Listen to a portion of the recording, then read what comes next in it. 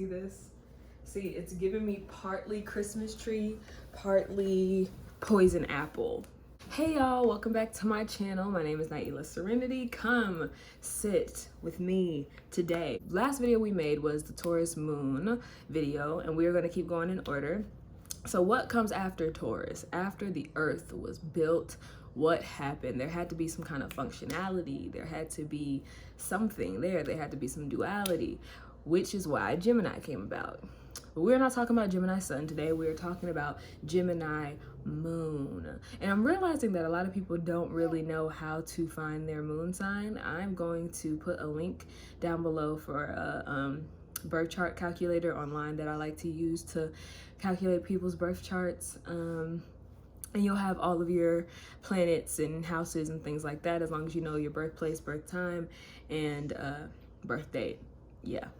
So anywho, we're gonna keep going on topic. So Gemini Moon.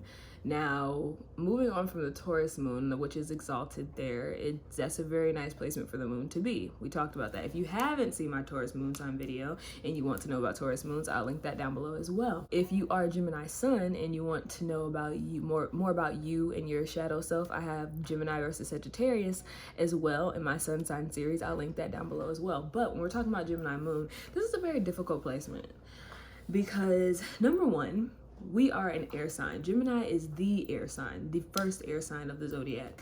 So when you have this in Cancer's territory, a water territory, a territory about emotion, about moods, about reactions, you have a sign that is literally all about intellect, all about mental, in an area that should only be about emotional.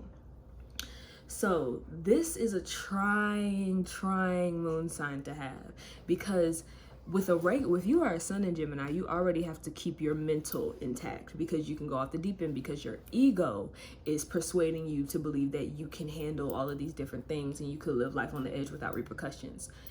When we're talking about the moon sign, you literally have to keep your mind in check, because your emotional state is forever changing. Your emotional state isn't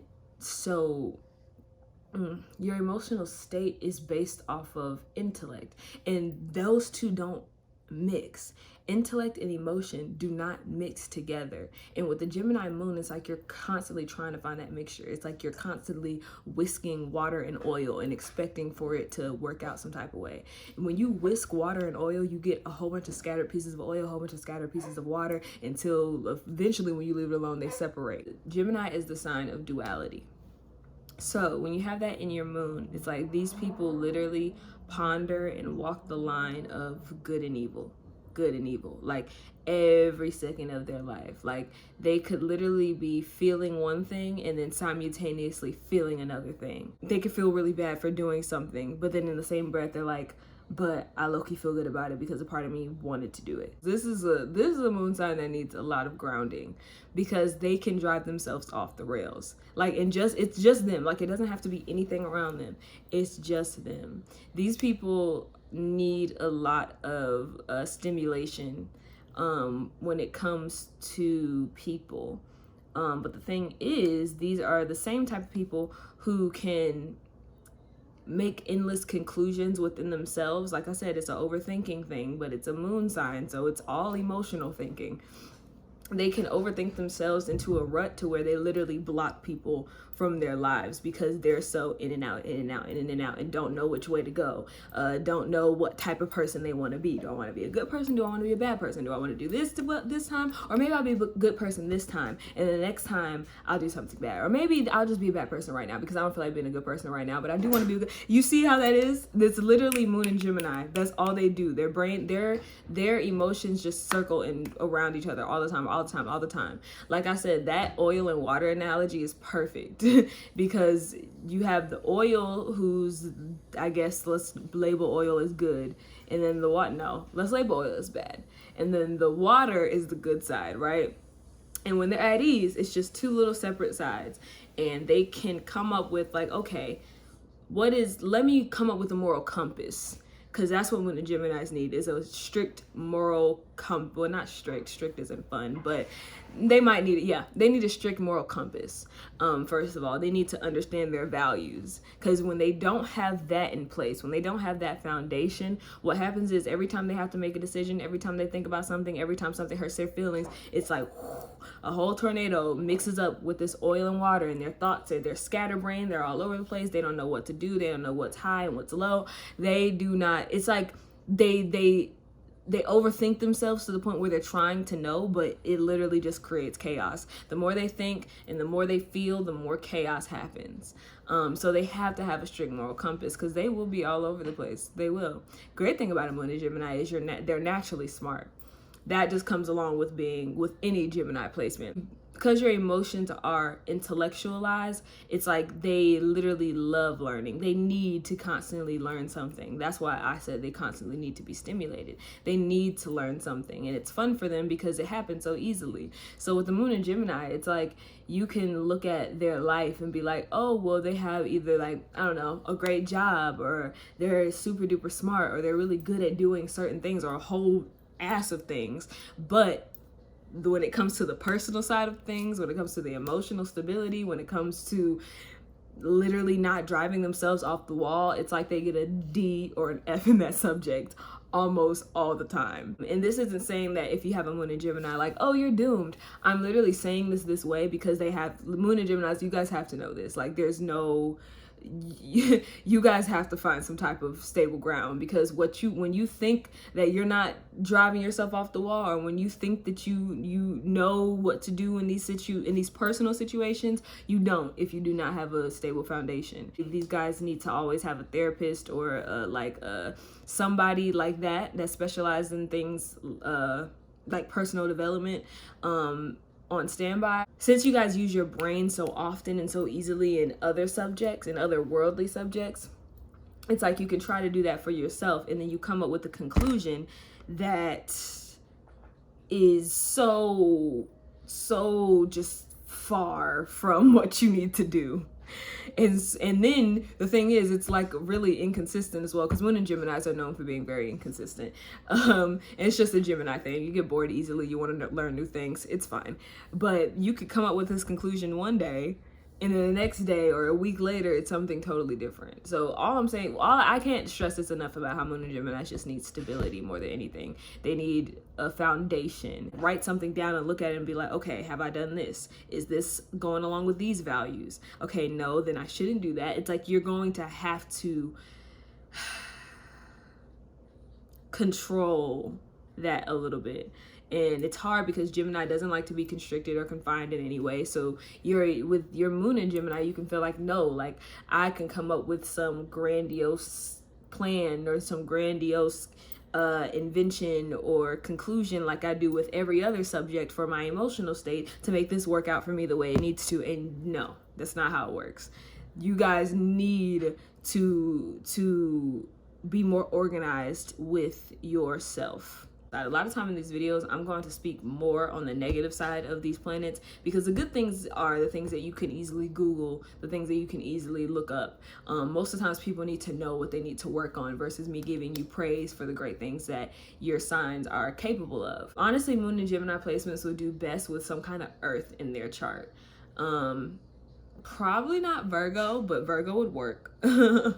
But like maybe like a Taurus or like a Capricorn. Like you guys need some kind of earth. And if you don't have that in your chart, you are especially the type of Gemini Moon I'm talking about that needs to make a moral compass, needs to make a value list of what you value and what will help benefit your emotional state. Also with Moon and Gemini, something that people need to understand about you, this is where you need to know that you're not crazy.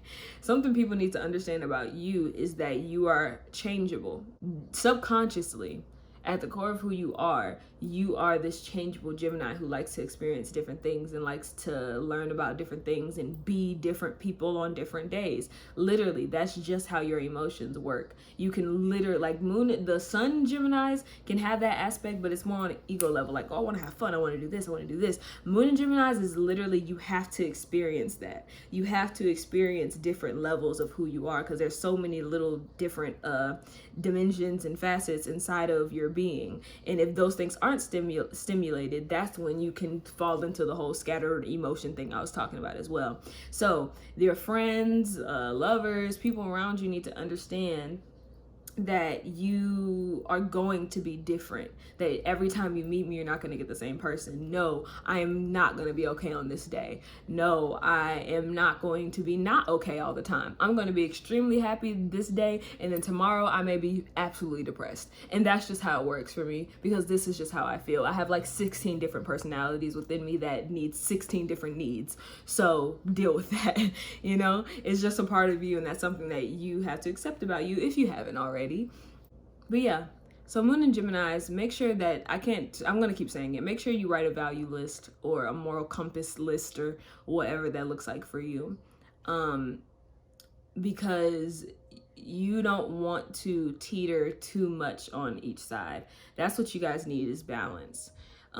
Because Gemini is a sign of duality, you guys, Gemini moons literally have to master their own duality. They have to master their own good and evil, whatever that is, and stick to it. It's like you guys always need some kind of balance, because I'm telling you, those rails it's air, like literally like it's all you need to have your whole world turned upside down, and it can all be internal. Since your opposite sign is Sagittarius, you can also have the feeling or the need to kind of like run away from yourself and run away from your emotions. That does not work, Gemini Moon. That does not help anything. It does absolutely nothing. And you may not think you're doing it. Like, I feel like when Gemini Moons try to need people around them constantly, or need like an outlet, like that stimulation that I said they need, if they kind of take that out with other people, like you can't be by yourself, that's an issue. That means that that's something you're running away from, and you have to work out. And the best way to do that, instead of just having it all here in your head, write it out. Like, you have to literally get it out, turn it into something else besides just what's happening within your body. You know what I'm saying? But yeah, I think that's all I have to say about you Gemini moons. I was really getting into y'all tails, because this is it's just a challenging placement for the moon, and I was actually really excited to make the Gemini moon video, because I know that Gemini moons need a lot of help when it comes to that, because Gemini moons could walk around on this earth literally thinking that they're insane, and you're not insane. You just have to balance yourself out. You have to. And I keep saying talk to a therapist, talk to a psychiatrist, what? I'm not a doctor. I don't know how to pronounce these things, but you get what I'm saying. If you're not okay, don't act like you're okay, Gemini moon. That's probably the worst thing you could do for yourself. I do love my Gemini moons. I'm a moon in Aries, so I actually do get along with you guys very well. So I'm really saying this because I'm like, I don't want anybody to think this is a bashing video, but Gemini moons wouldn't think this is a bad. They probably would. I don't know. It depends on what you're doing that day. Anywho, I'm Nailyah Serenity. Thank y'all for watching. If you want to see more of me, you can follow my Instagram at Nailyah.Serenity. You can also follow my astrological page, Astrologer of the South. So I will see y'all in my next video. And the next moon sign is, what comes after Gemini, guys? What comes after Gemini, guys? Cancer. Mama Cancer. And that's going to be fun. So I will see you all in my next video. Comment down below if you're a Gemini moon, or if you know a Gemini moon, or if you want to know more about Gemini moons, or whatever that is. And yeah, I love you, girl. Bye.